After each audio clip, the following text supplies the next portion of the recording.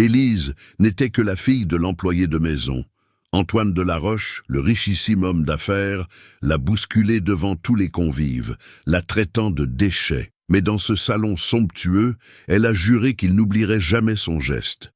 La scène a commencé avec une brutalité inouïe. Antoine a fait taire la musique de la soirée et a pointé un doigt accusateur sur Élise. Il l'a saisie par le bras, l'a traînée au centre de la pièce et a pris soin de parler fort, la qualifiant d'intruse. Il a proclamé que sa place était en cuisine, pas dans la salle de réception. La poussée l'a fait chuter sur le sol poli sous le regard de tous. Le choc de l'assemblée fut immédiat. Quelques invités ont ricané, d'autres ont baissé les yeux en silence.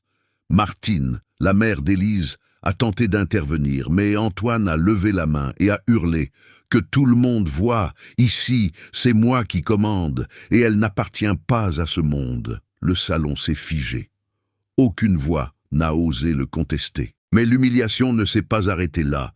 Antoine a ordonné à l'agent de sécurité de la faire sortir de force. « Si tu ne pars pas maintenant, ta mère perd aussi son travail. » Compris? L'ultimatum était cruel et direct. Élise avait quelques secondes pour choisir.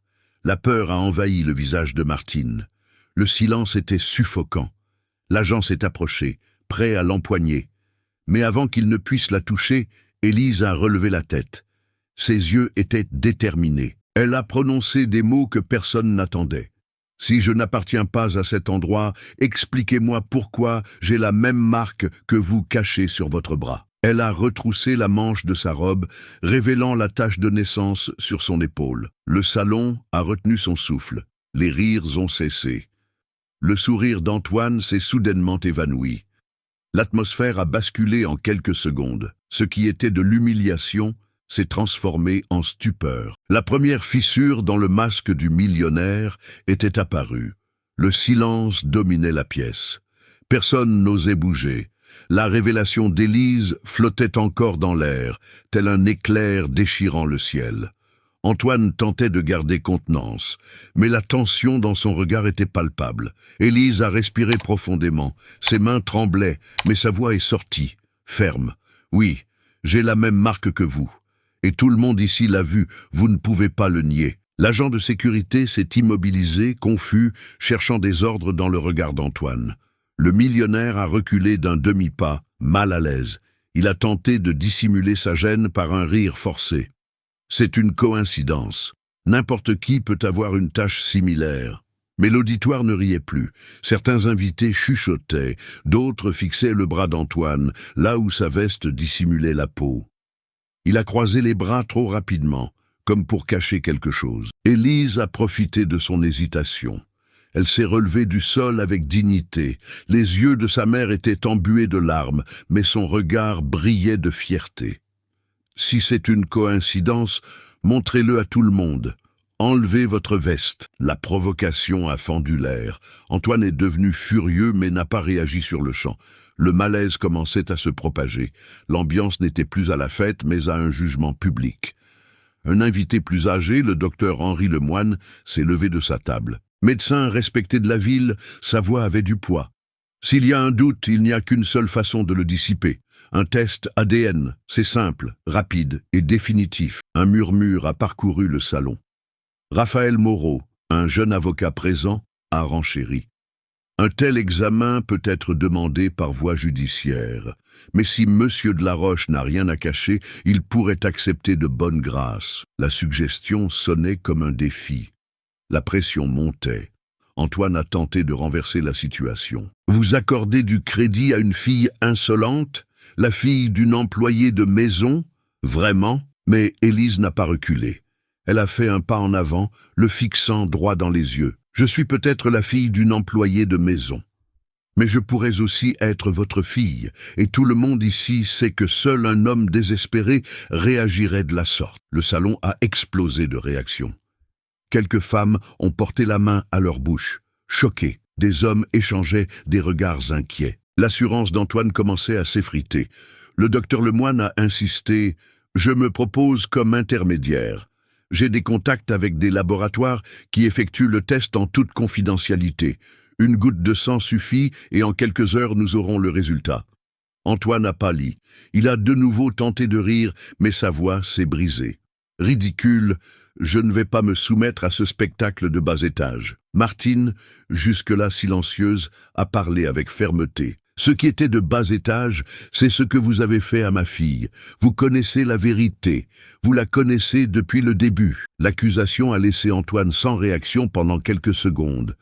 C'était comme si le poids d'années de secrets refaisait surface. L'auditoire était partagé, mais la balance penchait en faveur d'Élise. Le mépris initial s'était mué en curiosité, voire en respect. Elle n'était plus seulement la fille de l'employé, elle était désormais la jeune femme qui osait affronter le millionnaire au cœur de sa propre fête. Raphaël s'est approché d'elle discrètement. « Vous êtes courageuse, Élise, mais il va contre-attaquer. Vous devez être prête. » Elle a répondu à voix basse, sans quitter Antoine des yeux. « Je n'ai plus peur, il m'a déjà tout pris. Il ne lui reste que la vérité à m'enlever, et ça, il n'y parviendra pas. » Un silence lourd est revenu. Antoine a tenté de clore le sujet. Assez, retournez tous à la fête. Cette scène a dépassé les limites, mais personne n'a bougé. Le salon était maintenant un tribunal, et il en était l'accusé. Élise a porté le coup de grâce de cette soirée. Elle a regardé Antoine et devant tous a dit « Si vous n'êtes pas mon père, regardez-moi et dites-le-moi droit dans les yeux. » Le salon a retenu son souffle. Antoine a hésité. Il a essayé de parler, mais aucun son n'est sorti. Son regard fuyant le trahissait. Ce fut suffisant. Des invités ont commencé à s'éloigner de lui. Les chuchotements s'intensifiaient. Le charme du millionnaire, autrefois inébranlable, était anéanti par une simple question à laquelle il ne pouvait répondre. Le docteur Lemoine a alors prononcé la sentence sociale. Antoine, tant qu'il n'y aura pas de preuves, ce doute persistera. Et le doute, dans ce cas, pèse contre vous. Le coup a porté. Antoine a trébuché sur ses propres mots. Il a tenté de réagir, mais n'a trouvé aucun soutien. Même ses plus proches alliés ne se sont pas levés pour le défendre. La soirée s'achevait sur un retournement inattendu. La jeune femme, auparavant ridiculisée, avait fait perdre le contrôle aux puissants. Élise n'avait pas tout gagné, mais elle avait remporté la première victoire. L'auditoire, jadis complice de l'humiliation, se retournait maintenant contre le bourreau. Et Antoine, habitué à être intouchable, sentait pour la première fois le goût amer de la mise à nu. Elle le savait, ce n'était que la première bataille. La guerre ne faisait que commencer. La fête s'est terminée dans un silence gêné. Les invités se retiraient en commentant à voix basse. Antoine de la Roche, habitué aux applaudissements et aux révérences, faisait maintenant face à des regards méfiants, mais il n'était pas disposé à accepter la défaite. Le lendemain, avant même le lever du soleil, Antoine a réuni ses conseillers et avocats dans son bureau privé. Son expression était sombre. « Cette fille a osé m'exposer. Je veux que chacune de ses paroles soit anéantie. Inventez ce qu'il faudra, mais faites en sorte que tout le monde la croie menteuse. » Les hommes prenaient des notes en silence. Il a poursuivi. « Répandez qu'Élise est déséquilibrée, qu'elle a toujours voulu profiter de ma position. Utilisez la presse, les réseaux sociaux, les employés. Je veux qu'elle devienne un sujet de moquerie, pas de respect. » Le plan était cruel. En quelques heures, des sites de potins publiaient des titres diffamatoires. La fille de l'employé de maison s'invente héritière d'Antoine de la Roche. Des photos d'Élise circulaient, accompagnées de commentaires malveillants. Martine pleurait en voyant sa fille se faire massacrer publiquement. Mais Élise est restée ferme. « Il pense que ça va me faire taire. Il se trompe. Je ne fais que commencer. » Antoine n'en est pas resté là. Il a convoqué Martine dans le bureau du manoir. La rencontre fut glaciale. « Si votre fille ne se rétracte pas publiquement, vous êtes renvoyé. Vous partirez d'ici sans rien, sans maison, sans arriéré de salaire, sans référence. » Martine a tenté d'argumenter. « Antoine, vous connaissez la vérité. Cette marque ne ment pas. Vous ne pouvez pas nous traiter ainsi. » Il a frappé sur la table. « Taisez-vous. La vérité est ce que je dis qu'elle est. Si vous ouvrez encore la bouche, je me ferai un devoir de ruiner votre réputation dans toute la ville. Personne ne vous engagera. » Martine est sortie en larmes. Élise l'a prise dans ses bras et a promis Il ne vous détruira pas à nouveau, maman. Je ne le permettrai pas. Pendant ce temps, Antoine manœuvrait en coulisses. Il a usé de son pouvoir politique pour faire pression sur les laboratoires. Des appels discrets demandaient des faveurs. Toute demande de test le concernant devait être retardée ou manipulée. Raphaël, le jeune avocat témoin de la scène, a perçu les manigances. Il est allé voir Élise. Il va utiliser toutes les ressources à sa disposition. Vous avez besoin de preuves solides, ou vous serez écrasé. Élise a hoché la tête. S'il pense pouvoir acheter la vérité, nous allons lui montrer que non. Mais la contre-attaque d'Antoine est devenue encore plus cruelle. Il a répandu des rumeurs selon lesquelles Élise était impliquée dans de petits vols au manoir, insinuant qu'elle et sa mère volaient des bijoux pour s'offrir des luxes. De faux documents ont été créés, des signatures contrefaites. Quand Élise sortait dans la rue, elle sentait les regards pesants. Les gens chuchotaient, certains riaient. C'est celle qui a voulu faire le coup du magot. La pauvre, elle a inventé une histoire pareille pour se faire remarquer. L'humiliation était quotidienne. Mais au lieu de flancher, Élise transformait la douleur en détermination. Un soir, alors qu'elle arpentait sa modeste chambre, elle a dit à sa mère « Il peut essayer de m'effacer, mais chaque mensonge qu'il invente ne fait que montrer à quel point il craint la vérité. » Martine, toujours effrayée, a demandé « Et si nous n'y arrivons pas ? Il a l'argent, les avocats, la presse. » Élise a répondu fermement « Alors nous utiliserons ce qu'il n'a pas. Le courage. Nous nous battrons avec ce que nous avons. » Pendant ce temps, Antoine préparait un autre coup. Il a convoqué des journalistes de confiance pour une conférence de presse. Il est apparu souriant, feignant l'assurance. Des rumeurs absurdes circulent sur ma vie privée. Une jeune femme m'a accusé d'être son père. Je veux être clair, c'est un mensonge, une fantaisie créée par quelqu'un qui cherche l'attention et l'argent facile. Les journalistes enregistraient chaque mot. Il a continué. Je suis un homme d'affaires. Ma réputation est solide. Je n'ai jamais eu la moindre relation avec cette famille. Le même jour, les gros titres reprenaient sa version. Mais sur les réseaux sociaux, les avis étaient partagés. Beaucoup se souvenaient encore de la scène du salon, de l'hésitation d'Antoine face à la question d'Élise. La pression augmentait. Antoine a alors attaqué directement. Il a intenté une action en justice contre Élise pour diffamation, exigeant une indemnisation millionnaire. L'objectif était clair, l'intimider. Raphaël a accouru avec la nouvelle. Si vous perdez, vous aurez une dette que vous ne pourrez jamais rembourser. Il veut vous écraser pour que vous abandonniez avant même le test ADN. Élise a respiré profondément. Alors nous irons jusqu'au bout. Je préfère être détruite en me battant que de vivre en silence. La contre-attaque d'Antoine semblait écrasante. Il avait la presse, les avocats, le pouvoir économique et des alliés politiques. Élise n'avait que la vérité et le courage, mais parfois c'était suffisant pour commencer à renverser la vapeur. Cette même nuit, elle a écrit dans un carnet « Il peut acheter des voix, mais il ne peut pas acheter la mienne, et il ne peut pas effacer la marque que je porte sur mon corps. C'est ma preuve, c'est mon arme. » Avec l'ennemi avançant sur tous les fronts, Élise a pris sa décision. Elle ne reculerait pas. Même si Antoine paraissait invincible, la première fissure était déjà faite. Et maintenant, la guerre était déclarée. Élise marchait dans la rue en silence. Les titres de journaux contre elle résonnaient encore dans son esprit. Mais à cet instant, un souvenir a commencé à se former. C'était comme si le passé l'appelait. Elle s'est souvenue de ses 8 ans. Elle était malade, alitée dans son lit étroit. Martine, sa mère, lui tenait la main et lui racontait des histoires. Elle parlait de courage, de ne jamais baisser la tête face à l'injustice. « Un jour tu comprendras, ma chérie, » disait Martine, les yeux humides. « Tu portes une marque que personne ne peut effacer. Cette marque n'est pas une malédiction, c'est la preuve de qui tu es. Ne laisse jamais personne t'en faire honte. » Élise regardait sa propre épaule où la tache en forme de demi-lune attirait le regard. Quand elle posait des questions sur son père, Martine se taisait un instant puis répondait « Ton père était un homme puissant, mais lâche. Quand il a su que j'étais enceinte, il m'a tourné le dos. Mais il connaissait l'existence de cette marque. Il ne pourra jamais le nier. Cette nuit-là, avant de s'endormir, Martine a mis quelque chose dans les mains de sa fille. Un simple bracelet en métal, usé par le temps. Il me l'a donné quand il faisait encore semblant de m'aimer. Garde-le, Élise.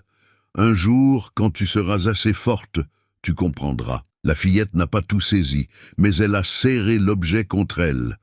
Depuis, le bracelet était devenu un symbole. Chaque fois qu'elle se sentait faible, elle le tenait pour se souvenir de la promesse de sa mère. Maintenant, des années plus tard, marchant dans les rues pleines de regards méfiants, Élise a plongé la main dans sa poche et a senti le métal froid du bracelet. Il était toujours là. Les paroles de sa mère ont résonné dans son esprit.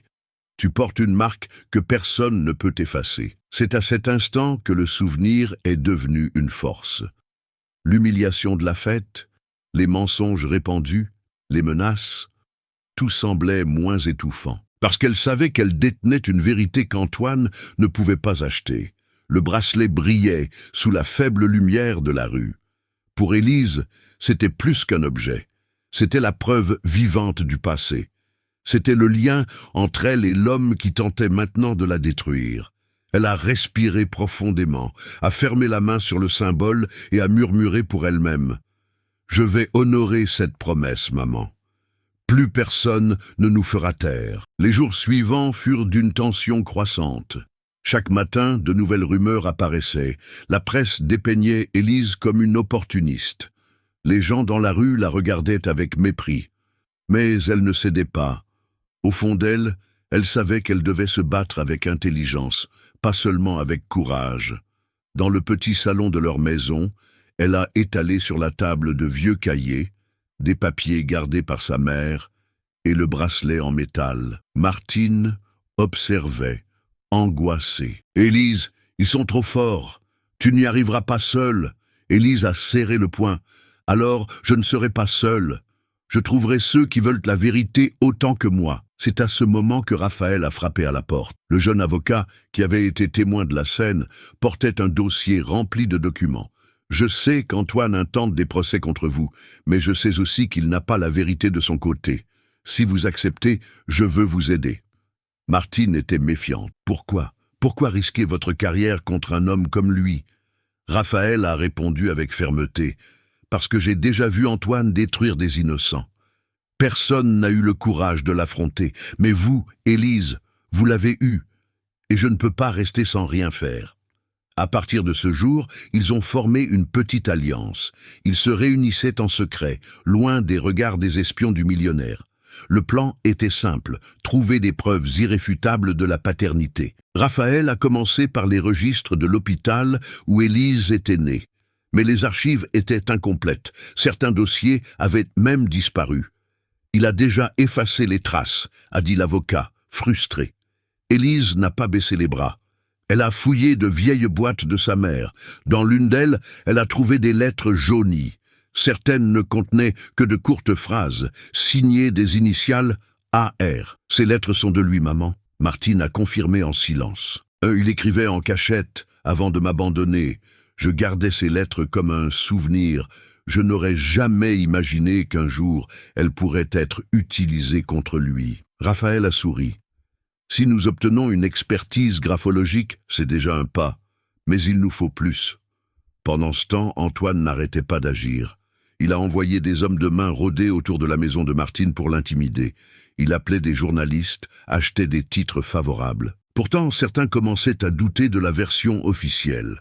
Son silence face à la question d'Élise lors de la fête n'avait pas été oublié. Élise sentait la pression, mais aussi la force d'être accompagnée. Raphaël lui redonnait confiance.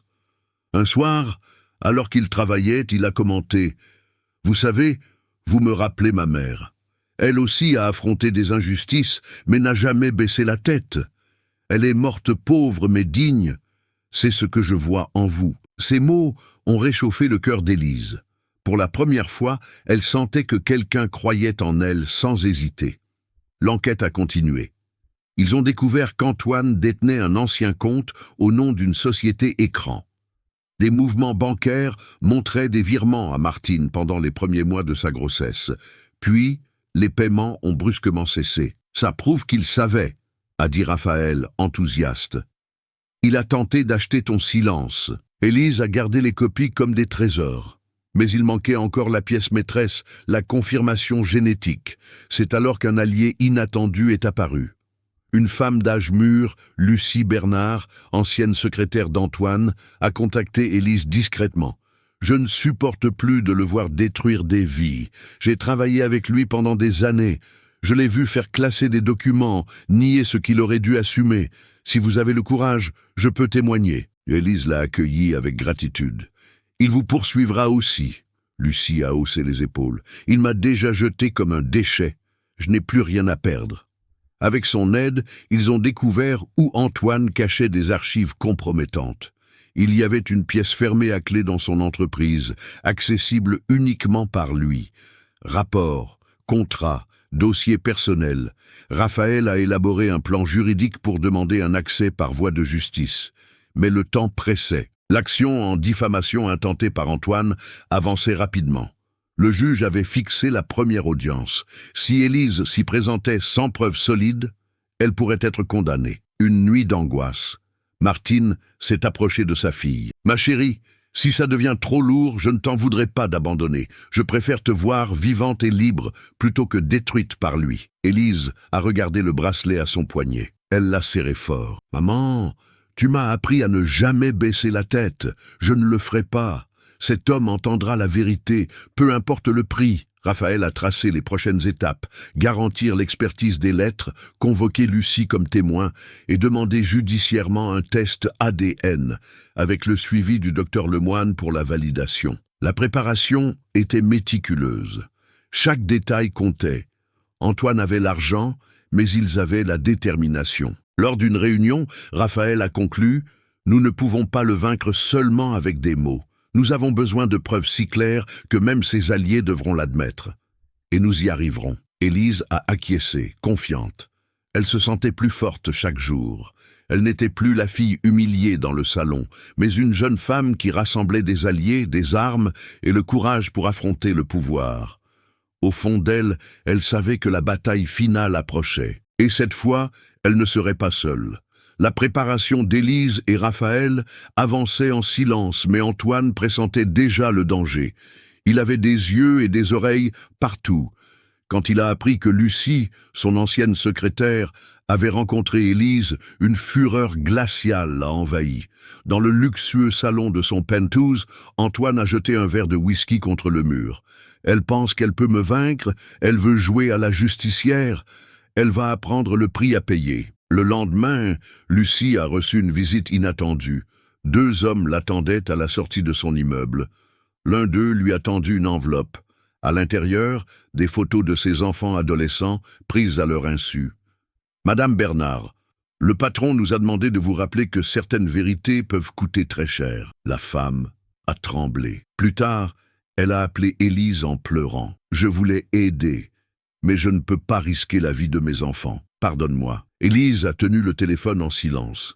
Elle comprenait sa peur, mais a senti le poids de la défaite. Antoine avait toujours une longueur d'avance, toujours prêt à anéantir tout espoir. Pendant ce temps, l'audience pour diffamation approchait. Raphaël était inquiet. « Si nous n'avons pas de preuves irréfutables d'ici là, il peut obtenir une condamnation contre vous. Ça compliquera tout. » Élise le savait. Le temps filait. Et chaque mouvement d'Antoine semblait anticiper le sien. Mais la pression a encore augmenté quand Martine a reçu une assignation. Antoine avait mobilisé ses avocats pour les expulser de la petite maison où elle vivait. Le bien était au nom d'une société qu'il contrôlait. « Vous avez 30 jours pour partir », disait le document. Martine s'est effondrée en larmes. « Il va nous mettre à la rue, Élise. Il n'a aucune limite. » Élise a serré sa mère dans ses bras. Il pense nous briser par la peur et l'humiliation. Mais c'est justement ce qui me donne plus de force. La même semaine, Raphaël a découvert un autre coup bas. Antoine avait engagé des experts pour produire de faux rapports discréditant les lettres trouvées. Ils allaient prétendre qu'il s'agissait de contrefaçons grossières. Il crée un labyrinthe de mensonges. Il veut nous épuiser jusqu'à ce qu'on abandonne, a dit Raphaël.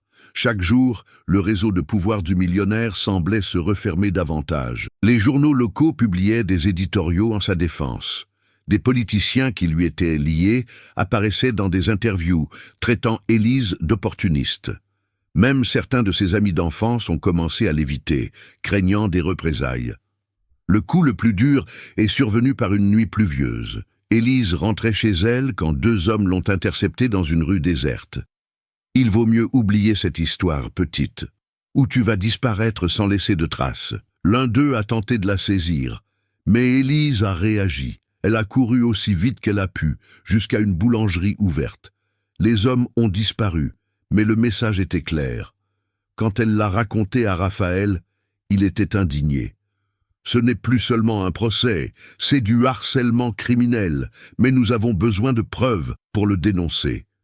Élise a respiré profondément. Des preuves. Tout se résume à ça.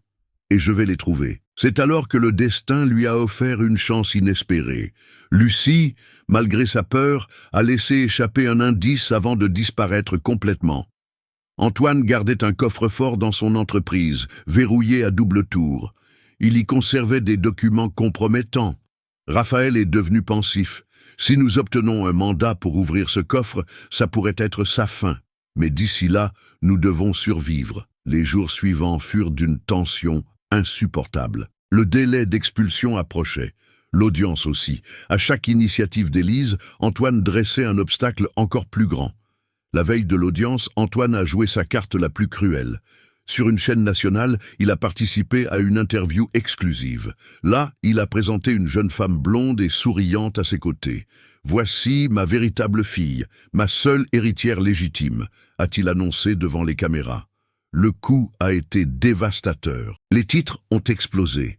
Antoine de la Roche présente son héritière et dément les rumeurs. Des photos du prétendu test ADN de la nouvelle fille ont circulé, renforçant la mise en scène. Quand Martine a vu la nouvelle, elle s'est effondrée. « Il t'a déjà remplacé, Élise. Il n'admettra jamais la vérité. » Mais Élise, serrant fermement son bracelet, a répondu avec assurance. « S'il a fait venir quelqu'un pour me remplacer, c'est qu'il a peur. Il sait que je suis la vraie. Et demain, je le regarderai dans les yeux et je le prouverai. » Cette nuit-là, elle n'a presque pas dormi.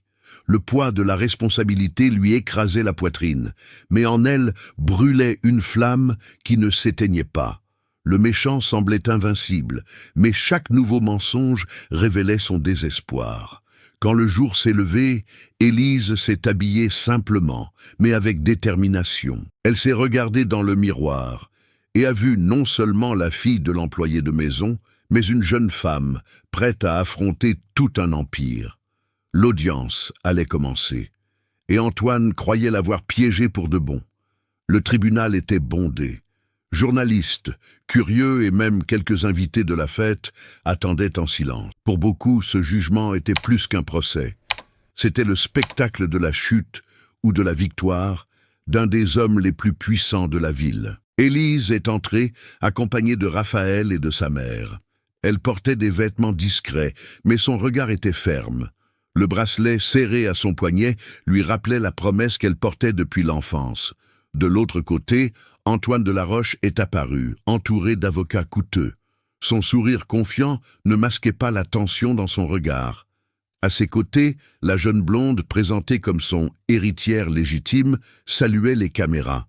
Le juge a demandé le silence. « Nous sommes ici pour examiner les accusations de diffamation portées par M. Antoine de la Roche contre la jeune Élise Dubois. » Les avocats d'Antoine ont commencé. L'un d'eux a présenté des titres de journaux, des témoignages achetés et de faux rapports. Cette jeune femme a inventé une histoire pour se faire connaître. Il n'y a aucune preuve de lien avec mon client. Tout n'est que calomnie, le public murmurait. Antoine a croisé les bras, confiant. Mais Élise ne le quittait pas des yeux.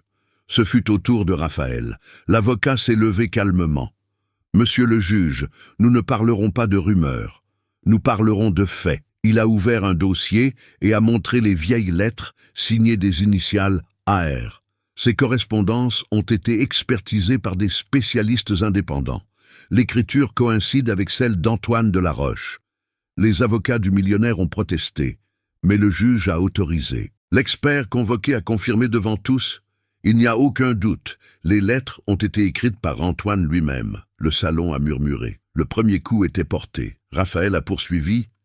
Mais ce n'est pas tout. Nous présentons des relevés bancaires d'une société liée à Monsieur de la Roche. Pendant des mois, des paiements ont été effectués à Madame Martine Dubois, exactement pendant la période où elle était enceinte d'Élise. Ensuite, les virements ont cessé. Les copies des relevés ont circulé entre les jurés et le juge. Le visage d'Antoine a commencé à se durcir. Élise s'est alors levée. Elle a retroussé la manche de sa robe et a montré devant tous la tache de naissance sur son épaule. Il peut nier des mots et des chèques, mais il ne peut pas nier la chair. Je porte la même marque qu'il cache depuis toujours. Le silence est devenu absolu. Le juge a regardé Antoine. « Monsieur de la Roche, êtes-vous disposé à montrer votre bras pour comparaison ?» Antoine a hésité. La sueur perlait sur son front. Ses avocats chuchotaient, désespérés. « Ce n'est pas nécessaire. C'est une atteinte à la vie privée, » a-t-il tenté d'argumenter. Mais le juge fut ferme. S'il n'y a rien à cacher, il n'y a aucune raison de refuser. Le tribunal a l'autorité pour l'exiger. À contre-cœur, Antoine a retiré sa veste. L'audience a retenu son souffle. En relevant la manche de sa chemise, la marque en forme de demi-lune est apparue, identique, sur son bras.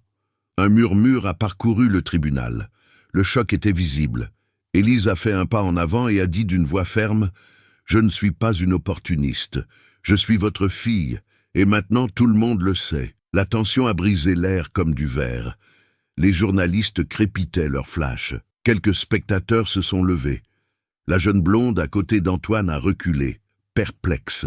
Mais Raphaël avait gardé sa carte maîtresse. Il a brandi une enveloppe scellée.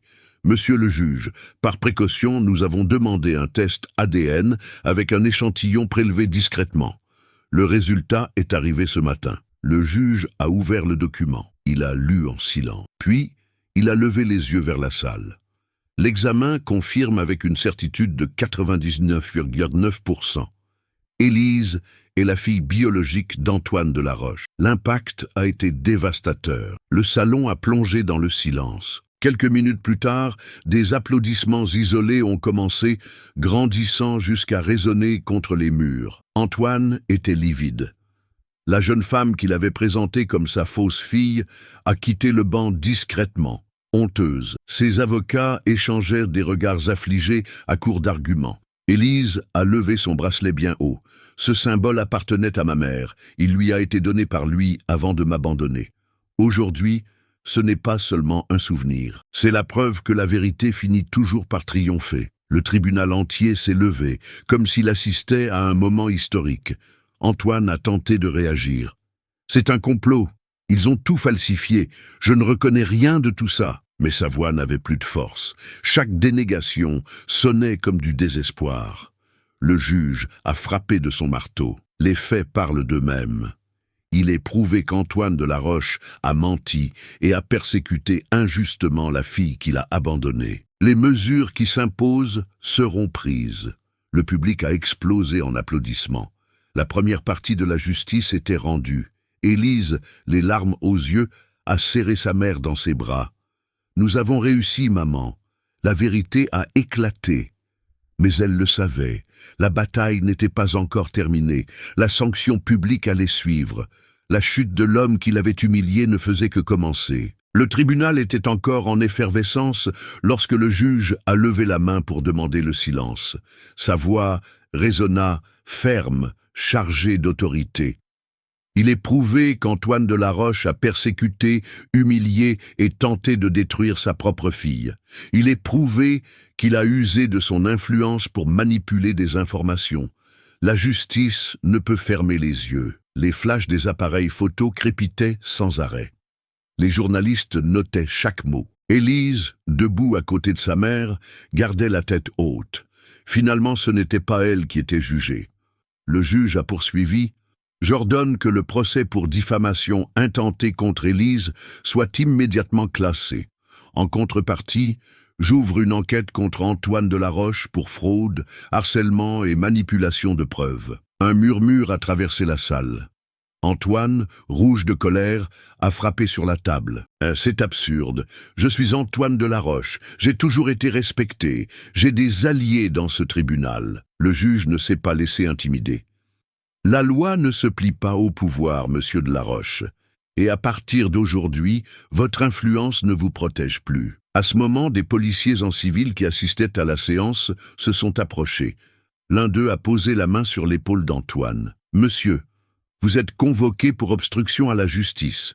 Vous devez nous suivre. » Ah, le salon a explosé en un brouhaha. Le millionnaire, qui pendant des décennies avait semblé intouchable, était maintenant conduit comme un criminel ordinaire. La jeune blonde, présentée auparavant comme l'héritière, a quitté les lieux précipitamment, cachant son visage. Raphaël a saisi l'occasion et a demandé la parole.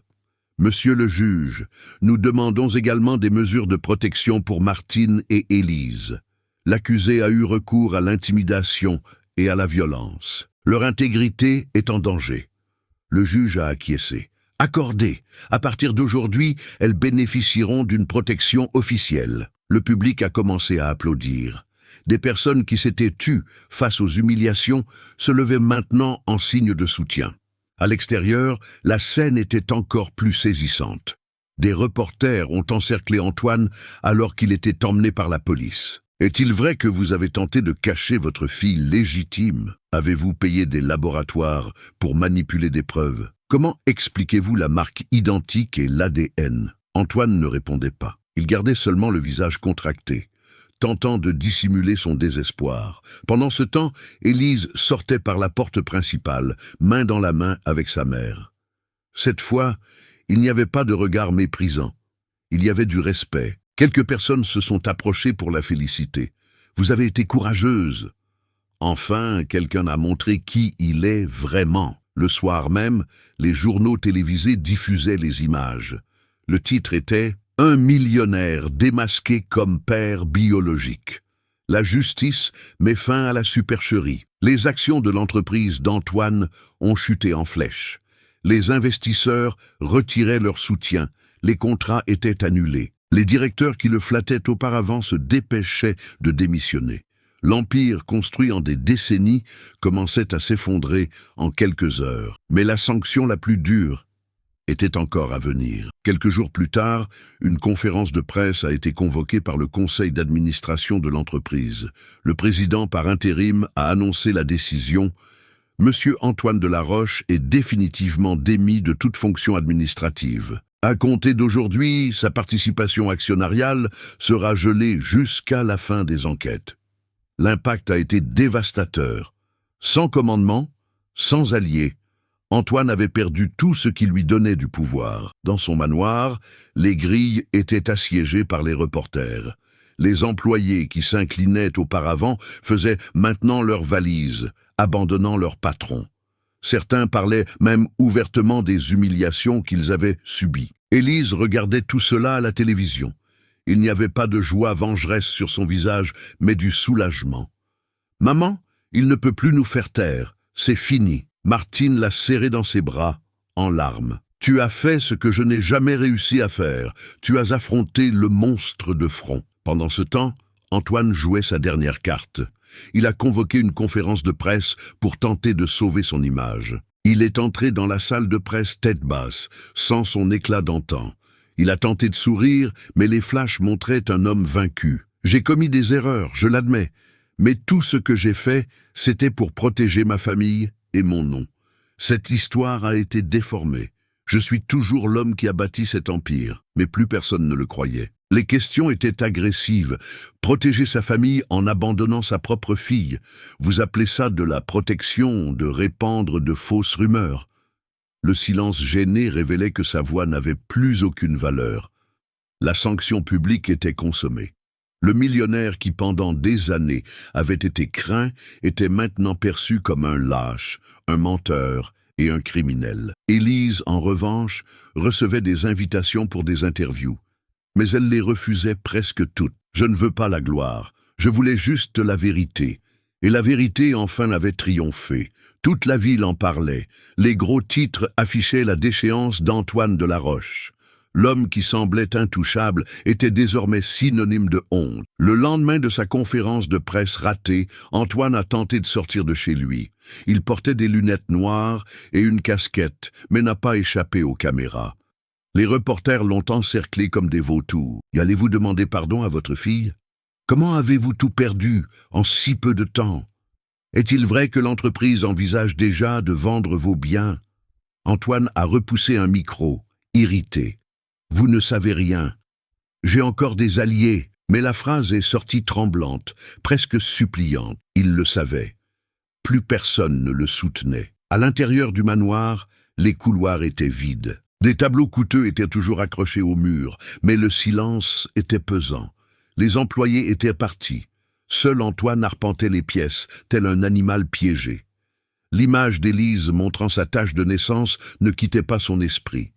C'était comme si elle était gravée dans sa mémoire. Chaque fois qu'il fermait les yeux, il voyait le public applaudir la jeune femme et lui tourner le dos. Pendant ce temps, Élise marchait dans les rues. Les personnes qui la méprisaient auparavant la saluaient maintenant avec respect. « Bravo, jeune fille, vous avez été courageuse. » Sans vous, il aurait continué à tromper tout le monde. Le tribunal social s'était inversé. Ce qui était autrefois des rires moqueurs était maintenant une admiration sincère. Quelques jours plus tard, un événement inattendu a marqué la fin de sa chute. Le conseil d'administration de l'entreprise a organisé une réunion ouverte pour annoncer la restructuration. Antoine, bien que démis de ses fonctions, a tenté d'y assister. Il est entré dans la salle comble, portant toujours un costume cher, mais sans son éclat d'antan. Dès qu'il a mis les pieds sur la scène, il a entendu des huées. Le public, composé d'actionnaires et d'employés, ne lui pardonnait pas. Lâche, menteur, la honte de l'entreprise. Antoine a levé les mains, demandant le calme. « J'ai fondé cette société. Vous me devez le respect. » Mais ses paroles se sont perdues. La foule ne voulait plus de discours. Elle voulait la justice. C'est alors qu'Élise, invitée par le conseil, est entrée dans la salle. Le silence s'est répandu comme une vague. Elle s'est avancée vers l'avant, sans peur. Les regards, autrefois pleins de mépris, étaient maintenant remplis de révérence. Antoine la fixa, les yeux rouges de colère et d'humiliation. « Tu as détruit ma vie, tu m'as tout volé. » Élise a répondu calmement mais avec fermeté. « Ce n'est pas moi qui ai détruit votre vie, c'est vous-même. Vous avez choisi de mentir, d'humilier et de nier. Je n'ai fait que montrer au monde ce qui était déjà la vérité. » Les huées ont repris, cette fois contre lui. Des employés qui se taisaient auparavant criaient maintenant. Les journalistes enregistraient chaque instant. Antoine a tenté de résister. « Je suis toujours Antoine de la Roche. » Mais plus personne ne l'écoutait. Il n'était plus qu'un homme vaincu, écrasé par sa propre arrogance. Élise s'est tournée vers le public. « Je ne me suis pas battue par vengeance. Je me suis battue parce que personne ne devrait être humilié pour ses origines. Aujourd'hui, la justice a gagné. Pas seulement pour moi, mais pour tous ceux qui ont souffert en silence. » Le salon a explosé en applaudissements. Des cris de soutien ont résonné. Le respect qu'Antoine exigeait auparavant était maintenant entièrement tourné vers la jeune femme qu'il avait tenté de détruire. Antoine est sorti tête basse, sous les huées. À chaque pas, il semblait plus petit, plus fragile. L'homme qui dominait tous les regards n'était plus qu'un exemple de honte publique. Élise est restée debout, levant son bracelet bien haut. Le public a vibré. Là, devant tous, la fille de l'employé de maison avait vaincu le millionnaire. Les semaines suivantes furent celles de la transformation. Le nom d'Élise faisait la une des journaux et des émissions de télévision, mais cette fois, non comme une cible de moquerie. Elle était présentée comme un symbole de courage, la jeune femme qui avait affronté le puissant Antoine de la Roche et avait gagné. Dans leur modeste maison, Martine se promenait dans le jardin avec une légèreté rare. Il n'y avait plus de peur dans ses yeux. La procédure d'expulsion avait été annulée. L'entreprise d'Antoine, désormais sous une nouvelle direction, a offert une indemnisation et des excuses officielles. « On dirait un rêve », a dit Martine en serrant sa fille dans ses bras. J'ai passé des années à cacher mon visage, craignant les humiliations. Aujourd'hui, je marche dans la rue et les gens me saluent. » Élise a souri. « Tu as toujours mérité le respect, maman. Maintenant, tout le monde voit qui tu es vraiment. » Mais la victoire n'était pas seulement symbolique. Un juge a ordonné une compensation financière pour Martine et Élise pour les années d'abandon et de persécution. Le montant était élevé, suffisant pour leur garantir la stabilité. Quand Raphaël a apporté la nouvelle, Élise a eu du mal à y croire. « Ce n'est pas pour l'argent, » a-t-elle dit en tenant le document. « C'est pour la reconnaissance. Pour la première fois, quelqu'un a écrit qu'il avait tort, pas nous. » Raphaël a souri. Ça s'appelle la justice. Ça n'efface pas le passé, mais ça ouvre des portes pour l'avenir. Cependant, la dignité retrouvée allait au-delà des tribunaux. Un après-midi ensoleillé, Élise a été invitée à parler dans une école publique. Des centaines d'adolescents l'attendaient. Elle est montée sur scène, timide au début, mais rapidement assurée. On m'a dit que je ne valais rien parce que j'étais la fille d'une employée de maison. On m'a dit que je devais baisser la tête et accepter l'humiliation. Mais j'ai appris que personne ne peut nous enlever notre dignité si nous ne le permettons pas. Les jeunes ont applaudi debout. Beaucoup se sont approchés après, partageant des histoires de discrimination, demandant des conseils. Élise a réalisé que son combat était maintenant plus grand qu'elle-même. Pendant ce temps, Antoine vivait le contraire. Ses biens étaient bloqués, ses anciens alliés l'abandonnaient. Lors de ses apparitions publiques, il était conspué. L'empire qu'il avait construit s'effondrait chaque jour. Une nuit, il a tenté de téléphoner à Élise. C'est Raphaël qui a répondu et a transmis le message. Il veut une rencontre. Il dit qu'il mérite d'être entendu. Élise a longuement réfléchi. Finalement, elle a accepté. Ils se sont retrouvés dans une salle simple, sans caméra, sans public. Antoine semblait vieilli, le visage marqué par le poids de la chute. « J'ai eu tort », a-t-il dit d'une voix faible. « Je t'ai renié parce que je ne voulais pas ternir mon nom, et au final, j'ai perdu mon nom, ma fortune et tout le reste. » Élise a respiré profondément. « Je ne suis pas venu ici pour entendre des justifications. Je veux juste que vous sachiez, ce que vous m'avez fait n'a pas seulement détruit mon enfance, mais a aussi failli détruire ma mère. Rien de ce que vous direz maintenant ne change cela. » Il a baissé la tête. « Je veux juste demander pardon. » Élise a tenu le bracelet à son poignet et a répondu « Le pardon n'efface pas la vérité. Je n'ai pas de haine pour vous, mais je n'ai plus besoin de votre approbation. Aujourd'hui, je sais qui je suis. » Elle est sortie de la pièce la tête haute. Pour la première fois, elle ne ressentait pas de douleur en le regardant. Elle se sentait libérée. Les jours suivants, la vie a pris un nouveau tournant. La maison a été rénovée. Martine a ouvert une petite entreprise avec l'argent de l'indemnisation, engageant des femmes qui avaient souffert de patrons abusifs. « Je veux leur donner ce que je n'ai jamais eu, le respect », disait-elle fièrement. Élise, de son côté, a commencé des études de droit avec le soutien de Raphaël. « Je veux me battre pour d'autres personnes qui n'ont pas de voix », a-t-elle expliqué. Le lien entre elle et Raphaël grandissait. Il était toujours à ses côtés, l'aidant dans ses études, écoutant ses idées.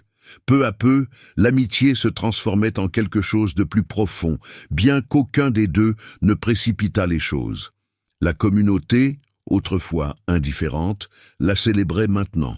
Lors d'un événement local, les habitants ont remis à Élise une plaque avec l'inscription « Pour avoir transformé la douleur en courage et le courage en justice ». Elle a tenu l'objet, émue, tandis que les applaudissements résonnaient. Martine, au milieu de la foule, pleurait de joie. « Ma fille, tu nous as rendu notre dignité, tu nous as rendu notre vie. » Le passé ne serait pas oublié, mais il faisait maintenant partie d'une histoire plus grande, une histoire de résilience. Augusto, en revanche, s'enfonçait de plus en plus. On l'a vu essayer de vendre des biens pour payer des dettes. Des amis de longue date traversèrent la rue pour l'éviter. Son nom de famille, autrefois symbole de pouvoir, était devenu synonyme de honte. Cependant, Élise ne s'en souciait plus. Elle n'avait plus besoin de sa chute pour se sentir complète. Ce qui importait, c'était d'avoir relevé sa mère, d'avoir montré au monde que la vérité ne peut être achetée. Ce soir-là, assise dans le jardin de la maison, elle a regardé le ciel et a touché le bracelet. « Maman, nous avons tenu notre promesse.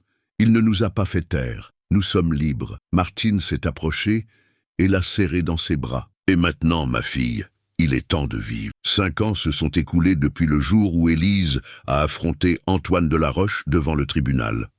Le temps avait tout transformé. L'ancienne maison modeste n'était plus qu'un souvenir. Martine vivait dans une résidence confortable, entourée de plantes et des rires des enfants qui fréquentaient la petite entreprise qu'elle avait créée. La coopérative de femmes prospérait. Couturières, cuisinières et aides-soignantes travaillaient dans un espace digne, avec un salaire juste et du respect. « Je veux qu'aucune de vous ne vive ce que j'ai vécu », disait Martine à chaque réunion, émue. Élise, quant à elle, suivait son propre chemin. Elle terminait ses études de droit. Elle était devenue une référence pour ses camarades par sa détermination. Les professeurs l'admiraient. Les étudiants la sollicitaient pour des conseils. Dans les couloirs de l'université, on parlait d'elle comme d'un exemple de résilience. Sur son bureau, le bracelet était toujours là. Il s'était un peu plus usé avec le temps, mais n'avait jamais perdu sa valeur symbolique. Chaque fois qu'elle avait des doutes, Élise le touchait, se rappelant d'où elle venait et pourquoi elle se battait. Raphaël était toujours à ses côtés. L'avocat, maintenant associé dans un petit cabinet, partageait des causes sociales. Ils aidaient des personnes modestes, victimes d'abus au travail ou de persécutions. Souvent, ils recevaient peu ou rien, mais ils savaient que la justice obtenue n'avait pas de prix. Le lien entre eux s'était approfondi. Ce n'était pas seulement un partenariat professionnel, c'était un amour construit sur la lutte, le respect et la confiance.